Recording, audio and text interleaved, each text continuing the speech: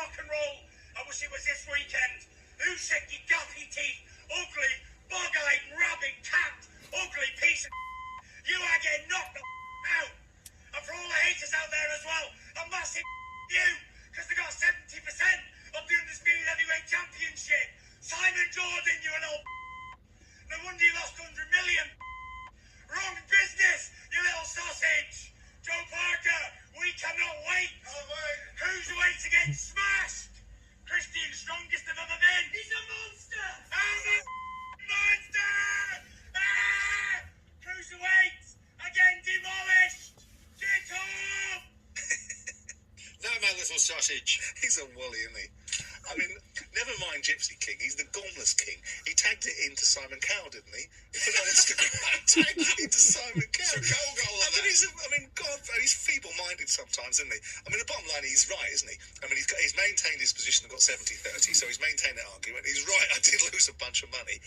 But he's a bit of a berg, isn't he? I mean, the fact of the matter is we've done nothing but champion him forever and a day, to the point where you and I get called Fury fans left, right and centre, and he gets one little bit of criticism, and he gets all feeble-minded and weak and offended by it. Good. Keep the noise up, Tyson, because we want you in the ring with Alexander Usyk. I'd like you to come and say these things to us in the studio, because you duck all that. What you do is you come along to press conferences, wave your little silly face around for 5 minutes, and disappear off with some money you bet Frank Warren with. Look, the bottom line is that I really don't care what Tyson Fury says about me and observations he makes about people's opinions. Do you know what? I've never known an industry where people cannot take any creative or constructive observations. How about football? Well, football's... I think boxing is a far more intriguing industry, and he's right. I wish I put more money into boxing and some money into boxing rather than into football. I understand his sentiments there. But the moment you say anything to these guys that they don't like, they'll have all the praise. They're worse than footballers. They have all the praise. You're wonderful, Tyson. You're the person that unified them. You know, Tyson, you walk around, you're a walking contradiction. You never pay your bets. You never say what you're going to do. You know, we have boar's meat, you know, that you scoff down your face with Nandril, and we can have a whole raft of things against you, Tyson, that make you look like a hypocrite. But most of the time, what we do is say, you are the best heavyweight in the world. Of course. You are the one opening the division. But here's a little bit of criticism, and off you are with one of your demented little rants with your little bag carriers in the back going, yeah, Team Tyson. By the way, can we get paid, Governor? Of course you can. Team Tyson. Oh, get over it. Get on with the fight. You did say... Those are the words of Simon Jordan as he counterpunches Tyson Fury for calling him a little beep. Let me counterpunch. I have to agree with Simon, and I think a lot of people are like that. It's just, I think Tyson though, I think that desire to be accepted, or that desire to be loved and adored and, admired, is just that high. I think that factor is that high that if anything that contrasts that's contrary to that, you know, he will then have something to say, you know, and it is rather emotional, though. It does remind me of Wilder in a way. You say something about Wilder, you know, everybody in their mama will be coming at you. But Tyson Fury, you know, he's talking about like, hey, you're a bitch, you're a cunt, and all this. And then, you know, and it reminded me of the True Geordie interview, where True Geordie was basically like, man, you're this, you're that, and you know, and just because he asked, like, yo, when are you going to fight the people that we want you to fight, he gets mad. You know, just like about the, the Usyk situation. Well, if it wasn't for Usyk taking that low ball offer, we would still be looking stupid. We would. And that's really all he said, because he's like, well, what's the holdup? You know, I mean, that's, you know, I think that's wrong. I think you're being greedy. I think you're being unreasonable. I think you're asking for too much. I think you did that both times. I think you did that in Saudi Arabia. I think you did that in the UK. You know, I mean, and then you can't, and it's like, I feel this is the problem with people when their ego rises and it gets too big and inflated. That you're above criticism because of how big your ego is. It don't work that way. Like, if the things that you do are bullshit, it doesn't matter how big your ego is. Your ego will always remain the same at a certain degree anyway.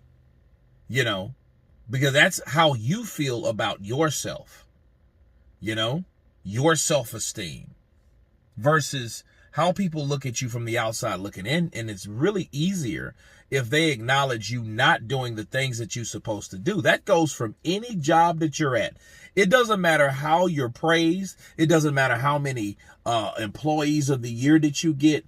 If you start slacking and fucking up, people are going to notice, and people can say what they want to because they're acknowledging you fucking up. Excuse me. They acknowledge that, hey, you're not doing the same job that you used to. Yeah, you did this back then. You got employee of the year back then, you know, and yeah, but you can't get praised on that every day, especially the days that you work that you're doing less than expectation, especially based on a certain standard along with that ego. See, that ego and that standard supposed to be parallel. They're supposed to be side by side even.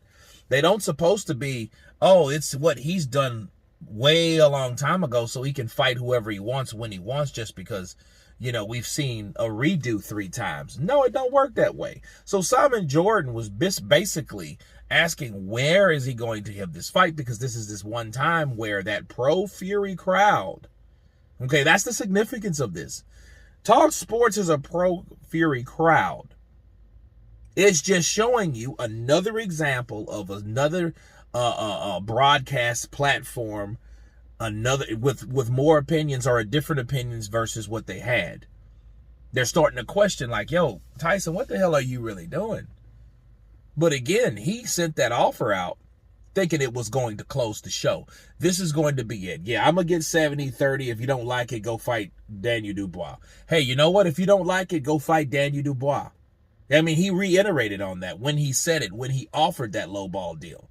And since he wasn't training, we know he wasn't intending on training because he wasn't intending on fighting.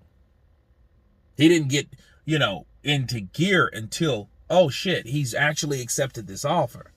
Fuck. I don't even really want to deal with this guy. You know?